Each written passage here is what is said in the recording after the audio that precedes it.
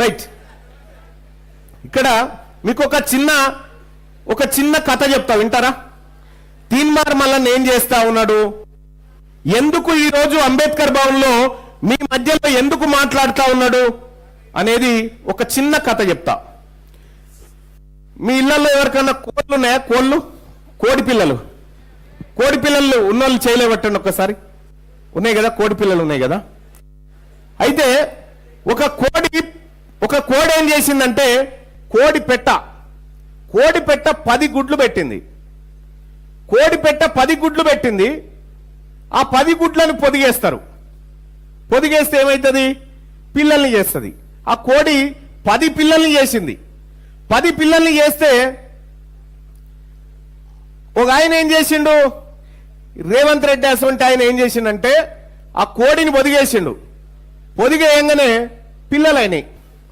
10 పిల్లలు కాగానే మన ఇళ్లలో కూడా కోడి పిల్లలు పుట్టగానే బయట వేరు, ఇంట్లో గచ్చులో వేస్తారు. ఎరికేనా? గచ్చులో వేస్తారు, చిన్న నూకలు వేస్తారు వాటికి తినడానికి. అప్పుడు తల్లి కోడి ఏం చేస్తుందంటే ఆ నూకల్ని ఇంకా ముక్కలుగా చేసి పిల్లల ముంగటేస్తుంది. అవి బుక్కుతా ఉంటాయి. అవునా?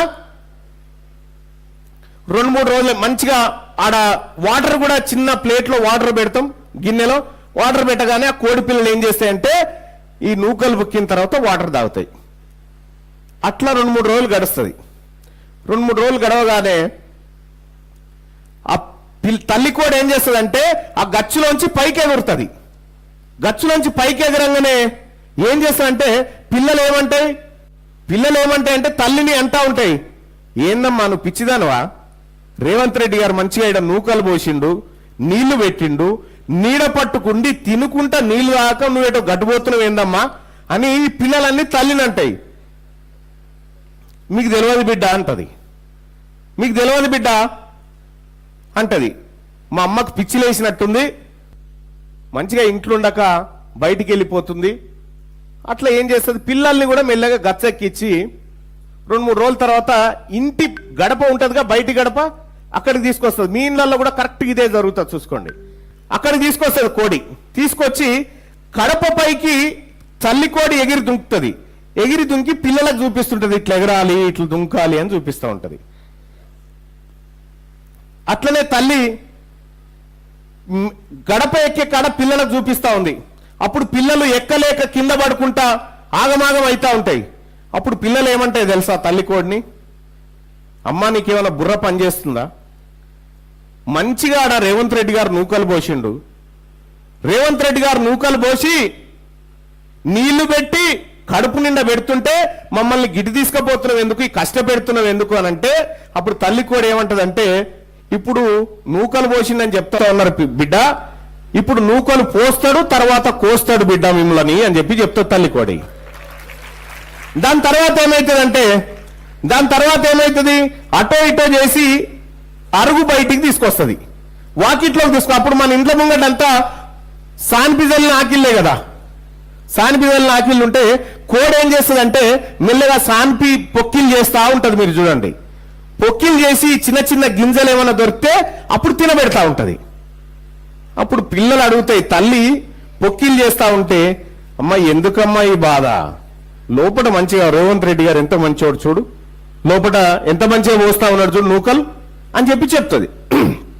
అప్పుడు ఈ తల్లి కూడా ఏమంటదంటే మీకు తెలియదు బిడ్డ అని చెప్తుంది.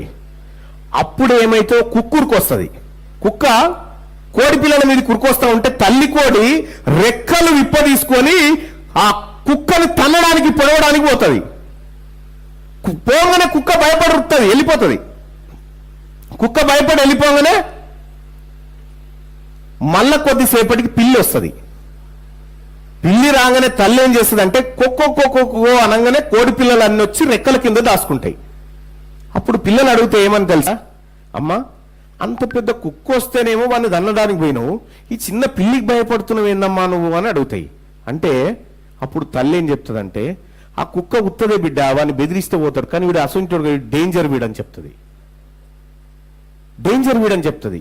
ఆ తర్వాత కొద్ది రోజులకు ఆ వాకిట్లో నుంచి ఇంటికి కొంచెం దూరంగా ఉన్న పెంట దగ్గరికి పోతుంది. తల్లికోడి పిల్లల్ని తీసుకొని పోతుంది, పెంట దగ్గర తీసుకొని పోయి తల్లికోడి ఇట్లా తవ్వుతా ఉంటది. అప్పుడు పిల్లలు తింటా ఉంటాయి. తింటుంటే అట్లా అయిపోయిన తర్వాత ఏమైంది, ఒక రోజు గద్ద వస్తుంది.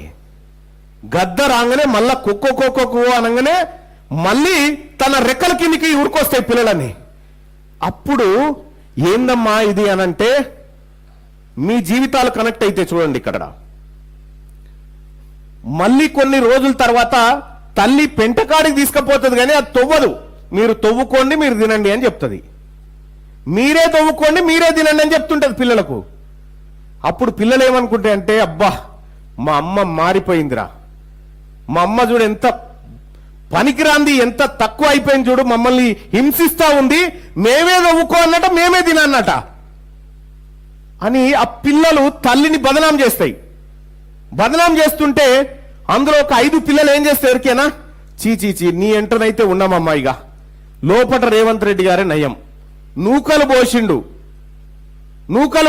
నీళ్లు పెట్టిండు, మా కాళ్ళకు మట్టి అంటకుండా పెంచిండు ఇంట్లో, నేను అటే పోతా అని ఒక 5 పిల్లలు ఏం చేస్తాయంటే, 5 పిల్లలు పోతాయి లోపటికి, ఇంకొక 5 పిల్లలు తల్లిని నమ్ముకొని ఆడుంటాయి. కరెక్ట్గా ఇది ఎప్పుడు 50 రోజులు దాటిన తర్వాత, అప్పుడు తల్లి కోడి పిల్లల్ని ఎడవాపుతా ఉంటుంది, దూరం కొడతా ఉంటుంది. కరెక్ట్గా ఆడికి పోయిన తర్వాత లోపల రేవంత్ రెడ్డి గారు 5 పిల్లలకు మళ్ళా నూకలు పోస్తాడు, గింజలు పోయంగానే బుక్తుంటాయి. ఆయనతో ఒకరోజు పండుగ వస్తుంది. పండుగ రాగానే రేవంత్ రెడ్డి గారు ఏం చేస్తారంటే కేసీఆర్కి ఫోన్ చేస్తాడు, అన్న దావతున్నద్దా అని. దావతున్నది రానంగానే ఆయన వస్తాడు, ఇద్దరు కలిసి 5 కోళ్ళు కోస్తారు, దావత్ చేసుకుంటారు. అప్పుడు తల్లి ఏం చెప్తుంది ఎరికేనా, బిడ్డ మిమ్మల్ని ఆ గచ్చులోంచి ఎందుకు తీసుకొచ్చినా అంటే, మీరు ఎట్లా బతకాలో నేర్పిస్తా బదనాం చేస్తాయి. బదనాం చేస్తుంటే అదెందుకు వస్తుందా స్లో. అయితే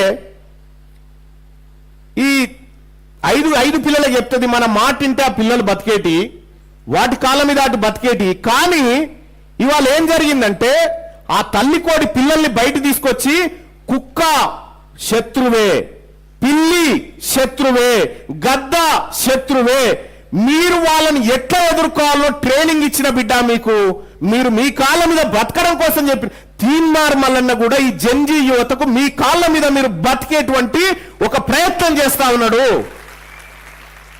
మీరు ఎవరి మీద ఆధారపడకుండా బతికేటువంటి ఒక ప్రయత్నం చేస్తా ఉన్నాడు తీన్మార్ మల్లన్న. నేను చేస్తున్న ప్రయత్నం ఇది, నేను పోతున్నటువంటి ప్రయాణం ఇది. ఈ యువతను నేను అడుగుతా ఉన్నా ఒకటే, నేను మొన్న అమెరికా పోయొచ్చిన, అమెరికాలో నేను ఎక్కడ తిరిగినా తెలుసా, అమెరికాలో యాపిల్ కంపెనీ తయారు చేస్తున్న టిమ్ కుక్ ఉన్నాడు కదా, ఆయన చదువుకున్న యూనివర్సిటీకి పోయొచ్చిన, డ్యూక్ యూనివర్సిటీకి. సుందర్ పిచాయ్ చదివినటువంటి చికాగో యూనివర్సిటీకి పోయొచ్చిన, అంబేద్కర్ చదువుకున్నటువంటి కొలంబియా యూనివర్సిటీకి పోయొచ్చిన, నార్త్ కరోలినా యూనివర్సిటీ. ఎందుకు పోయొచ్చిన తెలుసా యూనివర్సిటీలకు?